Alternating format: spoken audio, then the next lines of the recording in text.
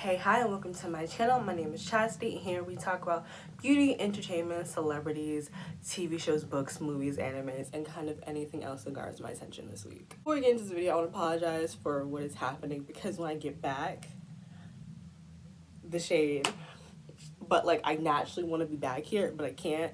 So if I'm moving awkwardly, it's because I'm fighting against the sun. This week we'll be talking about the syrup company Aunt Jemima, as well as the racist history of the company as well as its mascot.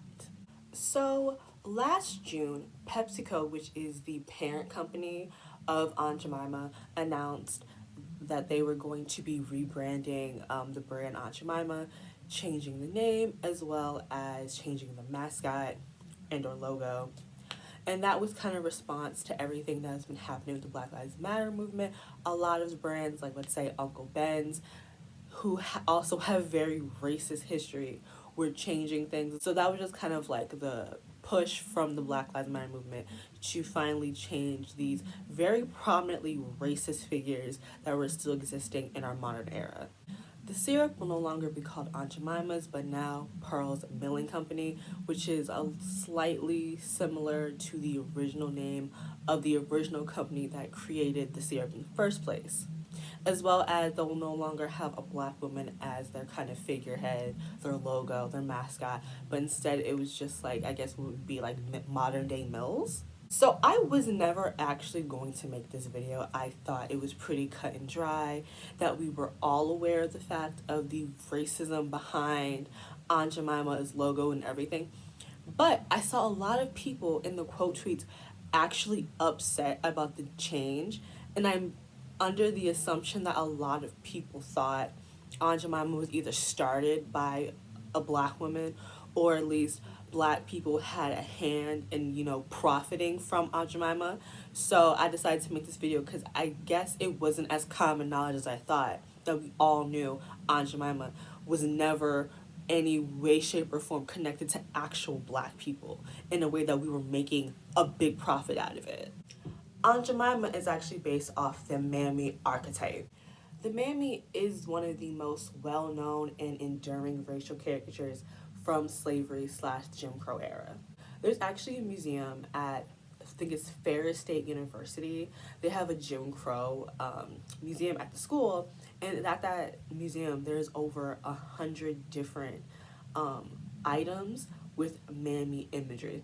I'm talking about postcards, I'm talking about kitchenware, ashtrays, little trinkets you'd get at like rest stops. Like there's so much Mammy caricatures just being able to be sold. One of my friends, she actually said when she went to like Cracker Barrel, she saw an item there that was very clearly a Mammy. Like to this day, Mammy like paraphernalia is still being sold.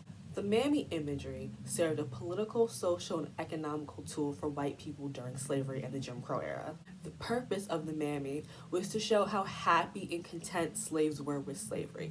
That is why she had this big, jovial smile. She was always laughing. She was overweight to show that she was just happy and being well taken care of and fed. Because people who are not taken care of, are not being fed, were not fat. That was the idea, that if these slaves were fat, they were clearly getting enough food to get this way. The Mammy caricature was purposefully desexualized, all right? The Mammy caricature was made to suggest ugliness, okay? She was dark-skinned, sometimes even like pitch black, obese, and she was an older woman, usually 50s, 60s, and all those things are not supposed to be sexual. Fat people aren't supposed to be sexual. Darker skinned people are not supposed to be sexual, as well as older women are not supposed to be sexual. The de-racism of the Mammy character was meant to placate white women. And I feel like this is a topic that I really want to talk about. Basically, like how interesting white women have been able to kind of circumvent everything that they were a part of in slavery and still make it out like the docile woman. Because I feel like a lot of people, when they think about slavery, they only think about the white man, and that white women were just kind of there because these were their husbands, these were their fathers, these were their brothers. When in actuality, white women played a much bigger role in racism, and the issue that I think clouds a lot of judgment is because white women couldn't actually own property. So like they kind of, if any white women did have slaves, they got it from their husbands or their fathers. But it needs to be known that white women were equally as cruel, if not crueler, to slaves to their white male counterparts. There have been many laws enacted to make white women feel comfortable around black female slaves. Even though black women were being assaulted and raped, white women were still feeling threatened by them. I think like during the antebellum era, especially I forgot where down south, black women had to wear coverings over their hair so they wouldn't entrance the white men. The white women were that threatened by how our hair grew out of our head that they wanted us to cover it. So white women have always played a role in slavery, and this was in the Jim Crow era, and the Mammy caricature was another role they played. White women were, again, threatened by women their husbands were assaulting. There's something wrong and delusional there. But they were so threatened because at the time, only wealthy white people could have house slaves. Having like field slaves was much more affordable, but having actual slaves inside the house, because those slaves were usually lighter skin tone, usually of mixed race, those slaves cost more money. And to kind of get white women on board with having house slaves, they created the Mammy caricature as this desexualized, happy to serve being, because a pitch black, obese, middle-aged woman is not threatening to a young white woman. The whole purpose of the Mammy was to make white women feel good and feel comfortable with having these women in their homes. Now, coming back to the brand Aunt Jemima's, I think where a lot of people on Twitter and social media are lost is Aunt Jemima's was never black owned. Black people were not a part of creating the brand, of marketing the brand, none of that. Aunt Jemima's and actual like black people have no real connection outside of the mascot. Aunt Jemima's was actually started by two white men, Charles Brett and Charles Underwood. And they called it Aunt Jemima's Recipes. After a certain point in time, the brand decided they needed a real Aunt Jemima to help advertise. And here is where we meet Nancy Green. Nancy Green was born into slavery in 1834.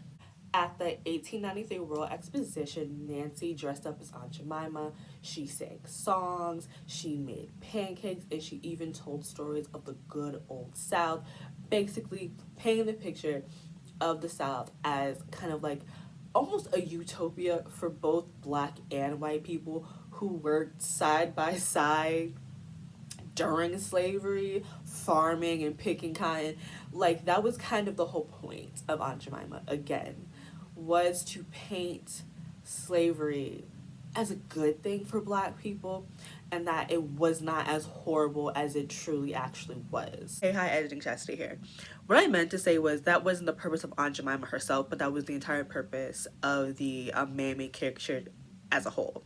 It was supposed to make slaves look happy, and that slavery wasn't actually a bad thing when we all know it actually was. So that was the purpose of the caricature Mammy, not the purpose of like the pancake lady. You know, like Aunt Jemima, that's not the purpose of that. That's the purpose of like the Mammy caricature as a whole. So again, I have to state this. The brand changing its name is not a loss for black people. This is a win. Okay? Aunt Jemima is a racist caricature. And I feel like the reason why a lot of you don't seem to care is because, again, the caricature is that of a black woman. Because I saw a lot of people kind of being like, well, times have changed, we moved past it, we already dealt with this, why change it now? Like, why would we not get rid of racist caricatures? It is not right to live life and see racist caricatures of yourself. It is gross and disgusting, and I feel like y'all think it's okay because, again, it's a caricature of a black woman. Because I promise you, actually no, when they changed Uncle Ben's, I didn't see any like anger in that. I didn't see anyone upset because it was a black man. And I'm hoping that after this whole situation, Black people can finally be free of the clutches of Aunt Jemima, because that syrup is disgusting. Aunt Jemima's might just be the worst syrup I've ever tasted in my life. It is not maple syrup. It is just corn syrup. It is sugar. It is watery, but also like syrupy, but oh god. Aunt Jemima's is the worst syrup, and I don't understand how you guys put them in your pancakes. There's been times, because that's the only like syrup my mom buys, and there's been times where I've made pancakes and have really sat with myself and thought, maybe I should eat them dry. I don't. Aunt Jemima's is gross and nasty. Purely one of the worst syrup I've ever had in my life. I don't know whatever syrup IHOP got, but I want that because Aunt Jemima's is gross. I've never had Mrs. Butterworth. I should try that, but like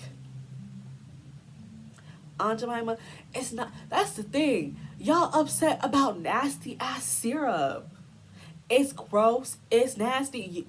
Please release yourself from these clutches. Please release the shackles. I do have like a small list of some Black owned syrup and breakfast brands.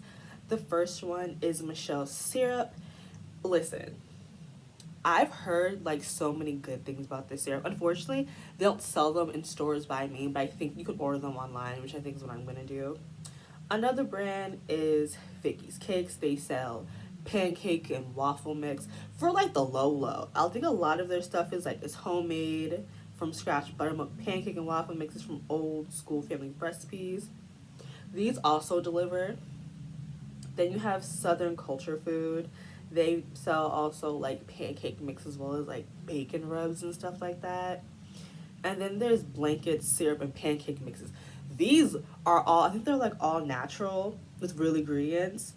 And they're pretty cheap. I saw them online. I think there's like, the syrup is like $6-7. The pancake mix is like $5. Like it's pretty affordable. I will definitely have links to these Black owned syrup and breakfast brands in my description below if you guys want to go check those out. You know, buy Black, get some actually good for you, get some actual good syrup, because again, Aunt Jemima's is literally disgusting. It is syrup, it's corn starch. Gross and nasty. So yeah, I think that's pretty much it on my little deep dive into Aunt Jemima and the Mammy archetype. This was definitely a video that like I did a little bit more research on. I really love talking about topics like this. It's definitely like my forte. I love research. I'm a research junkie. I have so much fun doing research. But yeah, were you unaware of the racism behind the brand Aunt Jemima? Are there any other brands that you know that people may not know of that are super like the beginnings are like super racist, or like the logo or mascots are super racist as well? But yeah, I think that's pretty much it. Don't forget to like, comment, and subscribe, and I will see you in my next one. Bye guys.